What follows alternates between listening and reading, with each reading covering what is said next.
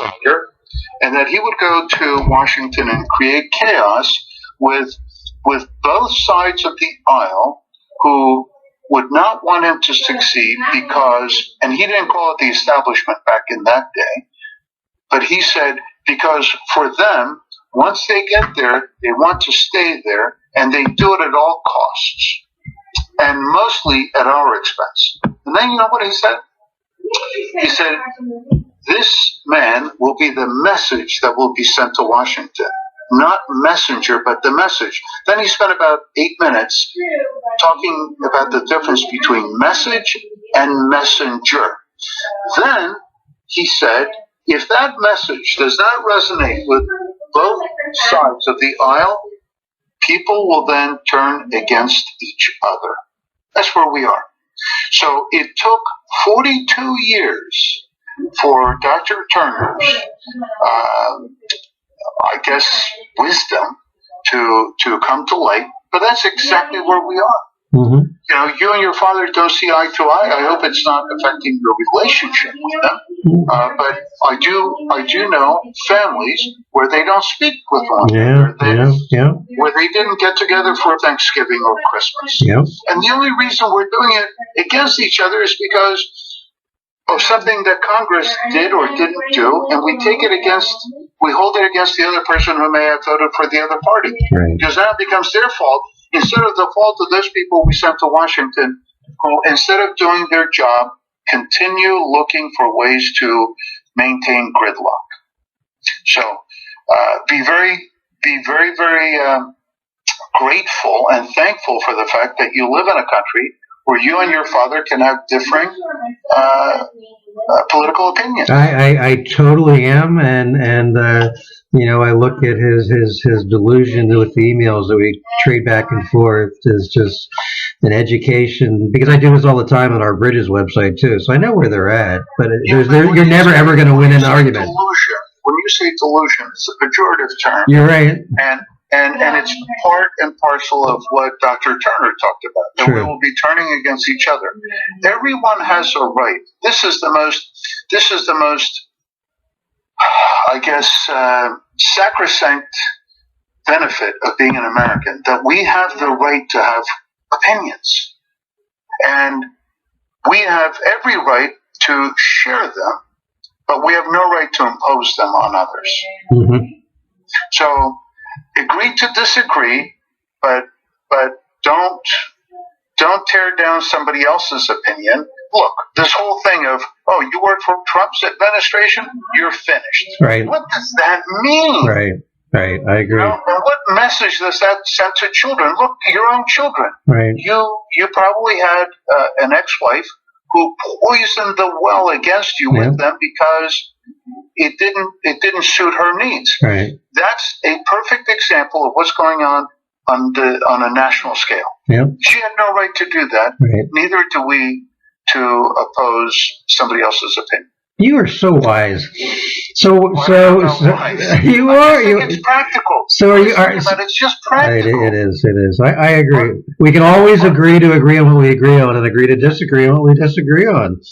Hate is easy. Love takes courage. I mean, the reality is we all got to move on, and every day we're blessed with a new day and 86,400 seconds to create a magical, loving memory. Every day we're blessed with that. So why worry about all this other stuff when we get another day to do it? I don't know, and I have a theory though. I have a theory. COVID came along. It gave a lot of people a lot of time. And when people have a lot of time where they can't do anything, they have no way of expending their energies, right? So now we're looking for things to do. When you were young, do you remember having time to play computer games, etc.? No, you were working, you were doing things. Yeah. You never had time. You weren't watching TV. You weren't playing computer games. You were reading. You were having discussions with other people. You were interacting. Well, that's not happening today. And when people are left alone for long periods of time, they begin to believe what they think, instead of having the opportunity to bounce that off other people. Mm-hmm. So because of that, now everybody is an expert and everybody is maligned if anybody says anything negative about their thoughts. And that's when hatred starts spewing all over the place. Since when have we become that kind of a country, let alone that kind of a state, let alone that kind of a neighborhood, let alone that kind of a family, where we hold it against each other for having a different point of view? So don't be so hard on your dad. He earned the opportunity, the right to have an opinion. He earned it. He's lived 80 years old. My God, what would I give to have my father around past the age of 60 and debate him or argue with him or have any discussions with him about anything that he believed in. So true. Are your parents still alive? No, they're both gone. How old were they when they died? 60 for my dad in 1984 and 78 for my mother in 2003.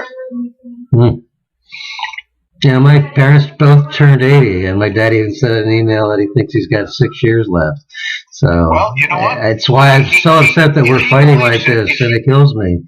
Because I want him to focus. I think, yeah, it could be. Even though both his parents lived till 90. And you never know. But the reality is you need to focus on peace and joy, not about whether Donald Trump is president or not, and not about whether the election was stolen. Don't forget that's his peace and joy. But if you focus on what you can't change and about how the world has destroyed and communism is coming and the world is ending, is that a way to live life on your final 6 years of life? Remember, he's 80 years old, so he grew up in an environment where if we had not stood up to Nazi Germany, true, the world would have been different. But as a student of history, as you well know, the United States was in total denial during the entire 1930s, and they did not get involved until combating Nazi Germany until Japan bombed us with Pearl Harbor. Let's talk about real history. So, because of that life's experience that he has, where he didn't read about it, he lived it.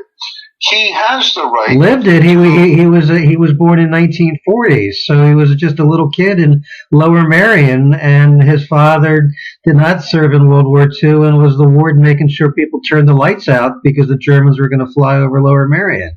So he grew up in a family where that war, the fear of the war, the hardships of the war, etc., influenced him and shaped his outlook on life. Very true. You have to give that to him. He was a product of the Cold War. You know, he was being shown how to hide under the school desk in the event the nuclear bomb was dropped or whatever. Exactly. So he grew up in that environment, and he knows that if we don't learn from history, we're condemned to repeat it. So with that in mind, he has his opinions, and he's welcome to share them. What did Dalai Lama say? He said, when we talk, we repeat things that we know. When we listen, there's a chance that we might learn something new. So when your father speaks, you gotta listen. Right. You gotta listen.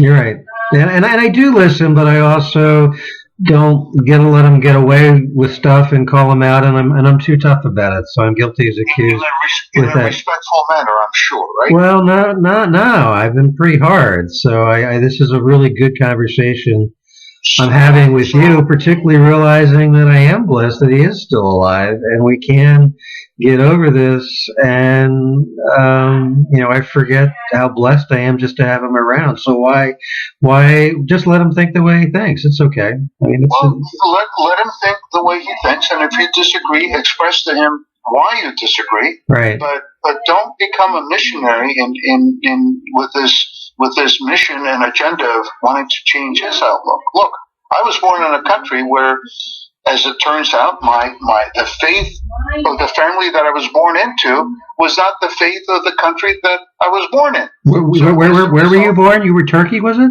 Sorry? Turkey, yeah. So as a result, I knew that my entire life, as I got older, and probably around the age of 5, I realized that I could never become an officer in the Turkish army because the third line in my identity book, and it's a little booklet that you get upon birth, the third line identified my religion, which was not Muslim. So instantly, that meant I could never run for office. I could never become a military officer. I could never have a civil service job. And when I say never, there are exceptions, but very few. So then I thought Turkey allowed all religions. That was the beauty of Istanbul and the merging. Sure, yeah, of course. But, in this country, blacks have equal rights too. But, there's an understated and has been an understated issue with them, even after these laws were passed. So, look, prejudices are hard to overcome, and prejudices are easy to foment when you have an uneducated public. And in Turkey, you do. The current president of Turkey is a dictator, and he got there only by violating the Turkish constitution, which forbid the discrimination based on religion. In fact, the law requires separation of state and church. And there he is, this guy, building mosques with state money. So these things happen, and it's easy to mislead and misguide people. And those people who see something bad happening have a moral obligation to sound the alarm. Maybe your father is sounding an alarm based on what he perceives to be a problem. And maybe the thing to do is to discuss, why do you see it that way? And let him explain to you what life's experience he's had that brings him to this thought process. Then it's a meaningful discussion. One, he gets to share information with his son, and two, you get to find out whether or not his ideas and thoughts have any merit. Not that you're going to become a drink the Kool-Aid Trumper, but maybe there's a happy medium between his outlook and yours. Because at the end, we have much more in common than what divides us, right? We're all Americans. So true. And you in particular have the same blood and DNA. Yeah. Whiz, man. Who could ask for more? So, refresh my memory. How did you get from Turkey, where you were born, to America? Well, my grandparents, my paternal grandparents. Now, were your parents divorced at this time? Not yet. Okay. Not yet. My coming to America was all the result of a divorce? Russian Orthodox Church's effort to move Russian refugees further west. Wow. In 1917, my grandfather was with the White Army. His side lost. They were driven into the Black Sea, and he got on a ship that made it to Istanbul. And that's as far as that ship went, whereas others were able to go further, like England or France or Italy or where have you. In any case, that's where he ended up, leaving behind a wife and children whom he never saw again. Around the same time, 1917, my grandmother, paternal grandmother... Were they affected by the pandemic of 1918 at all? No. Okay. No. 1917, the revolution in Russia displaced her. She too became separated from her spouse and their children, and ended up in Constantinople, also known as Istanbul. So 7 years later... These are your grandparents? My paternal grandparents. Okay. 7 years later, after repeated and exhausting efforts of trying to find their families, as any people would do, they turned to one another, and my father was the product of that union, born to a mother and father who had children from other marriages, and had half-sisters and half-brothers that my father looked for and continued to search for until he passed away in 1984 before Perestroika. Now, in 1917, the Russian Orthodox Church had made a commitment to move all Russian refugees further west for the education and the greater financial opportunities whereby the Russian refugees would go to places like America, Canada, England, raise money, raise an army, go back and take Mother Russia back. Wow. It never happened. But what did So happen, this was to take Mother Russia back from the communists? that's right. Interesting. That's right. That was the agenda, that was the intent. Now, what did happen is every year they kept sending these refugees further west. And initially it was complete families, mother, father, son, mother, father, children. Then it was widower and children, and then finally the children. It took my father 50 years for his name to come up because his parents were older, they died, and then he was an only child. And so 50 years later, we received paperwork that would have taken us to Australia. My dad had already been given a job, University of Sydney. There was a house waiting for us. We had the tickets, there was stipend, and a sum of money to make this move possible. Okay. One problem was in 1967, 50 years after all this, my sister was already living in Germany, having gone there in 1966 as part of the Arbeit program, the work program, because Germany had no workers. And Germany, if you remember, in the 60s was the powerhouse in electronics before Japan. And so they needed labor. My sister went there because she had languages, etc. And my mother said, I'm not going to Australia because our daughter is in Germany and it's too far and too long to get there. Thinking by boat, right? Because she only had a 4th grade education. My dad said, you're crazy. It's not by boat, it's by airplane. She just wouldn't have any of it. And my dad said, if we don't go now, Nico, my big brother, will not be able to leave because he will be of a certain age where he can't leave the country because of compulsory service. Wow. She said, no, and then she disappeared, Chris. Your mom disappeared? My mother for 3 months. How old were you at the time? 11. Oh, so my goodness. My mother disappeared. My dad and I moved into an apartment in the city, leaving our house on campus. My brother moved in with our aunt. My brother was 7 years older. And my dad burned all the papers. I remember the fight he and my mother had. He burned all those papers. What papers? What kind of papers? All the paperwork, the tickets, the job, the visas, everything. He just burned everything. He said, "That's it."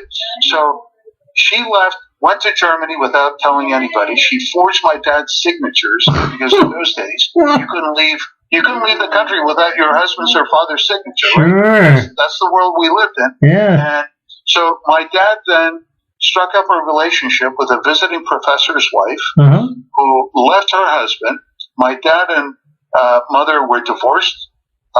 My dad and his girlfriend got married. Did your parents ever legally divorce since your mom just flew the coop? Oh, yeah. No. She came back. When she came back, she left in the middle of January, and she didn't come back until April.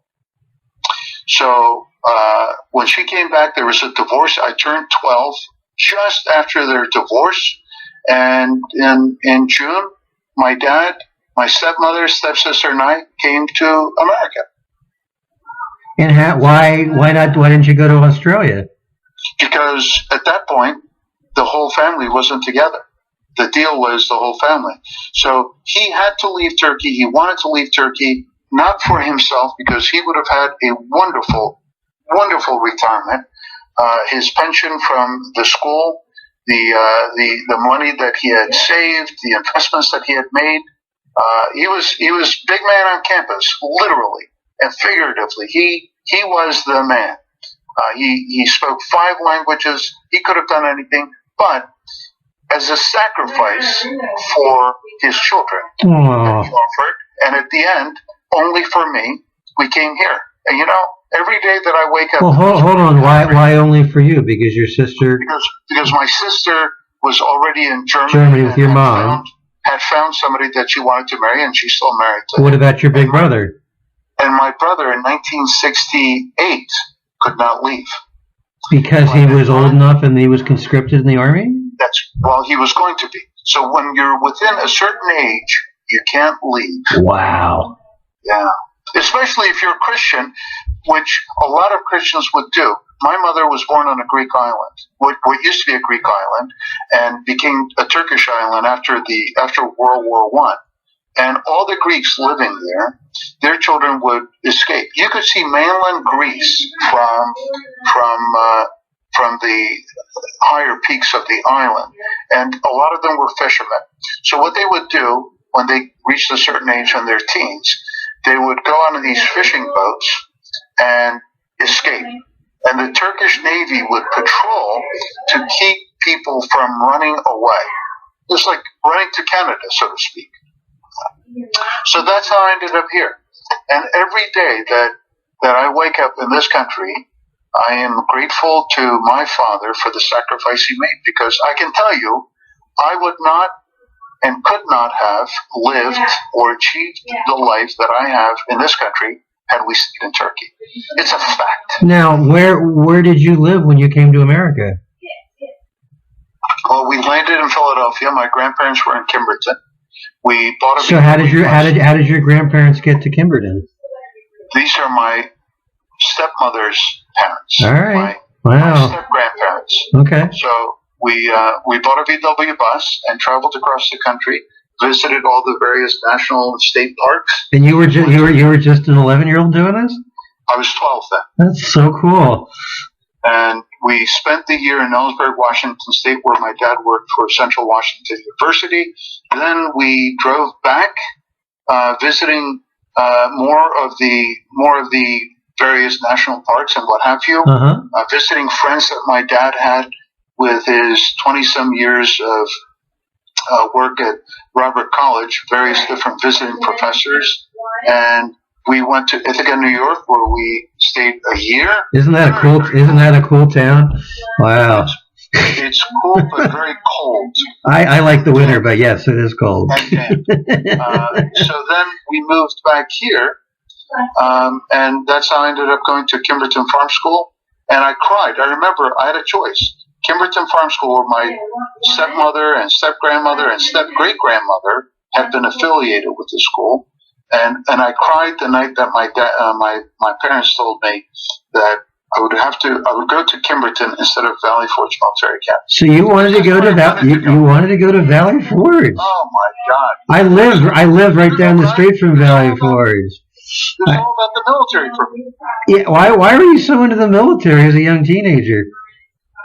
Well, even as a child, I grew up with a lot of Russians.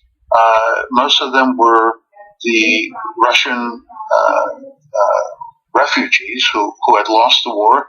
My father's uncle, not blood uncle, but somebody who had fought with his father, was at our home all the time. In fact, he was my brother's godfather, Nikolai Argunov. He had been a major in the Cossack cavalry, and just growing up and hearing the stories and seeing the photographs and some of the uniform pieces that he still had, the weapon that he still had.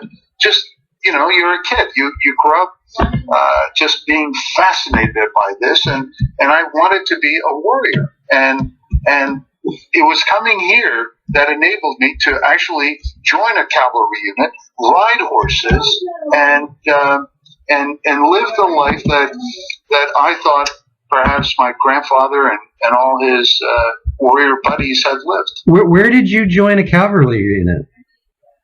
The 1st City Troop. Which is where? Philadelphia. The oldest continuously active military unit in this country. I was the first non-American born captain of the troop.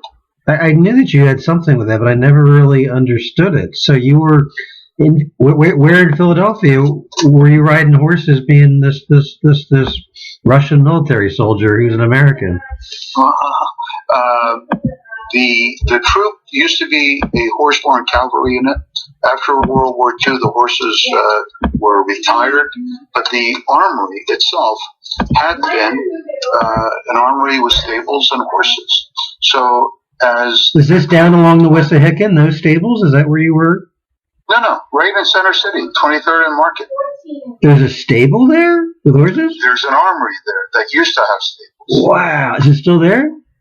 Yeah, the armory's still there. It's a Castelline architecture. You can't miss it. If you're on Market and you turn on, it's a one-way street on Market on 23rd. Yeah. It's right on the right side at Randstead, and it's between Market and Walnut. You can't miss it. It's beautiful. So we. Where did you train? You can't train with horses in the middle of a city, can you? Well, but in those days, they used to ride horses from there all the way to Mount Harry? Not fun. Mount right outside of Anvil, Mount Gretna. Mount Gretna. Can you imagine getting on a horse, riding 20-some miles a day to get to your training? So although we no longer had horses for the mission, we were an armored cavalry unit, which meant tanks, APCs, jeeps, etc. We still owned horses because the income, the pay that the troop members would receive from the guard, would go to the maintenance of the armory, which we owned, the only privately owned armory in the country that's leased by the state. We had the ancient rights and privileges to elect our own captain, and we rode horses, and in fact, we rode in inaugurations. I'll send you a picture of the inauguration I rode in for Trump Sr. as an example. Wow. Trump Sr.? Not Trump Sr., excuse me. Bush Sr. Bush Sr., yeah. You were in his inauguration on a horse going down Pennsylvania Avenue? Right in Washington. That's so cool. You can't make these things up. No. Only in America can a kid come from Turkey. So do you have dual citizenship? No, I gave it up. Why did you give it up? Because had I gone back to Turkey, they could have easily. In fact, in 1982-83, I had a scholarship year abroad, and I was attached to the army attaché in Athens. And one day he said, "Hey, we're going over to Istanbul. You want to come?" And I thought, yeah, of course. And I hadn't been since '68. Sure. And then he called me that night. He goes, "I'm sorry, we can't take you." I said, well, "What happened?" He said, "Well, because of your citizenship, your dual citizenship, we can't take you because they could say, well, you're here, you got to serve in the military."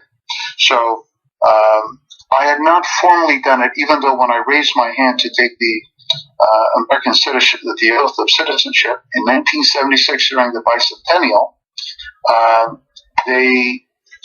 they felt that Turkey had the right to recognize my dual citizenship, even though I had sworn it off. So my sister and I went to the Turkish embassy in Athens, the consulate, and inquired about how I could have that removed. They said, "Well, it's there's a cost." And she said, "How much?" And he said, 18. Now, we pretended that I could not speak Turkish because she wanted to say, well, he left as a kid. He doesn't even speak the language. He's in the military in America. And so he said 18, and she said, "Oh, 18 drachs because we're in Greece." He said, no, 1,000. She said 18,000 drachs, and I'm thinking, well, this is pretty cool because at the time the U.S. dollar was 130 drachs to the dollar. I thought, this is nothing. So then he shook his head, and she said, "Lira," which was an even better exchange. And he goes, "No." And then he said, "Dollars." Well, $18,000 was a lot of money in 1982 for a student, right? Yeah. So she said, "Well, what other options are there?" He said, "Well, he can petition the court to be removed from the rolls. And she said, how long does that take? And he said, 20. 20 what? 20 days? He goes, no. He just shook his head, smiling. She goes, weeks? No. And before she could even say months, he said years. Wow. That was in 1982. In 2005. No, 2005, yeah. 1982, 2005. 23 years later, my sister, whose address I had put on the paperwork, called me. She said, I'm going to be sending something to you, registered mail. Call me when you get it. You're going to really be happy. So I thought, what is it? What is it? I thought she had found something, like something from my grandparents. Uh-huh. So the paper arrived. It was written on like onion thin paper, one page, typewritten, one page, 2 lines, not even a whole full paragraph, 2 lines saying that, the above referenced individual has been removed from the rolls, page such and such, book such and such and such and such. 23 years it took. Is that amazing? So that means before then you had dual citizenship? Up until then, had I shown up in Turkey, they could have said, hey, we are going to put you in service and we're going to send you to Diyarbakir.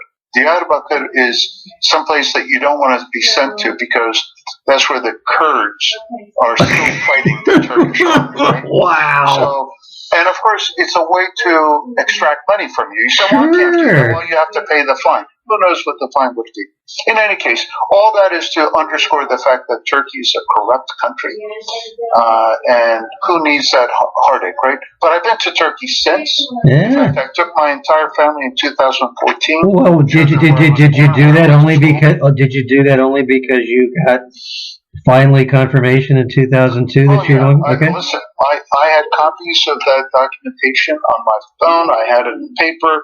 I had given copies of it to all my family members, and I had contacted the embassy in advance of our trip because, you never know. No, you never ever know. So you had a nice, wonderful adventure in Turkey with your family, and everything was good? It was wonderful. Yeah, it was wonderful. How old are your kids now? My daughter is 31. She is with child. Wow. Expecting their first will be first grandchild in April. My son is 29 and engaged. So life is good. And you're a young retired 64-year-old with good health. So you got what? Another at least 36 years left to travel the world. Well, all I know is this: we should wake up every day. That's a blessing. Yes. And we should remember what Staff Sergeant John Wilson would say. And who is he? This is your staff sergeant? He was our drill instructor, our drill sergeant, who in 1979 at ROTC camp at Fort Knox would come in to the barracks and bang 2 steel. In those days, those trash cans were steel. He would bang steel trash can lids like cymbals, and he would say, "Okay, ladies, time to rise and shine." And then he would say, "Remember, every day a holiday, every meal a banquet, every walk a parade." We hated him then, but you know what? For the past 42 years, I've been quoting Staff Sergeant Wilson, time and time again, including at my daughter's wedding, because every day is a holiday. It's true. Right? It is. It's a gift. He was a Vietnam veteran, and he saw a lot of his people dying. Yep. And all he wanted to impress upon us was how to stay alive. Yep. And to appreciate and enjoy, because he had people who didn't come back, who would have given anything to have a day. He had people who, because of injuries, couldn't eat. And he had people, because of injuries, couldn't walk. So that's the stuff for which we have to be thankful, and that's the reason why we can't let or allow the gridlock in Washington, D.C. separate and divide us. It's not your fault, right, and it's not you. right. It's the Nancy Pelosi's, the Chuck Schumers, Yep. the Mitch McConnells, Yep. and Kevin McCarthy's, or whatever his name is. It's those people. Yeah. They want us to be divided because in politics, as you know, all it takes to win is 50% of the vote plus one. Yep. And the reason I called you is because of the Yeah. Ryan comment. I was hoping I would trigger this. I had no idea you would actually call me and have this amazing conversation. I am just feeling so incredibly blessed. I have no idea what Ryan is doing other than I'm certain that it's no good. and the fact that he has put the word out that he's going to run for Senate. So you didn't even know that he had announced? Oh yeah, I know that he has, but Okay. other than putting the word out that he's going to go after Toomey's seat, and his bold and typically arrogant comment that he will blow out any Democrat in the voting district. Right? I'm thinking, who the hell do you think, you smug little pissant, to think that Republicans would vote for you, let alone Democrats? Yeah. He's persona non grata. He has. But if you want to support somebody, William McSwain. No idea who he is. Are you campaigning for him? Well, he's a Chester County fellow. Went to Chester County School. He's a lawyer. He's a Marine. He just resigned from U.S. Attorney East. He was appointed by Trump in 2018. Really good guy. He's got like 5 kids, hardworking, all together there, and steeply deeped in the law. Okay. This is not. He's a Republican. Okay. This is not about politics, but rather the sanctity of the law, not for personal use or advancement, but for making a better community. At the end, we can only live by the laws of the land. If we don't like them, we can change them, for which there's a process, but not by force, not by bullying, not by shouting each other down. So Ryan Costello may seek whatever office he has, but he will not have my vote. It'll be interesting to see how it plays out. He's had an interesting, huge meteoric rise to power and a fall. So if he can get back in the game, because obviously he believes that quote that you just mentioned, we'll see whether it happens. Yeah. All right. Well, I got to run. Good to talk to you. Oh, you too. Love to get. Are you still in Westchester? I'd love to get together with you. Yeah. I'm still in Westchester. All right. Well, if you ever want to go for a kayak on the loop here in Phoenixville, I'd love to take you out. Or if you ski, join me at Bear Creek, and love to get together with you one of these days. Thank you very much for calling and for sharing. And these are words of wisdom that I will take to heart and share with my dad, because you're right. He's only got 6 years left. We shouldn't be fighting like this. I don't know that I would say only. No, I mean, well, he has. You know what the Eastern Indians say, which is really cool. The Eastern Indians believe that when we are born, we have a certain amount of time to live on Earth, and each person is different, right? Right. There is a time for us to live on Earth before we die, and they believe that time is set somewhere. Now, when Indians say to you, "May you live all your days," it's not just a fancy way of saying, enjoy the day, but rather their wish that you live all your days and get the most out of them, because you have a limited number of days. Exactly. I like that outlook. I like the thought process.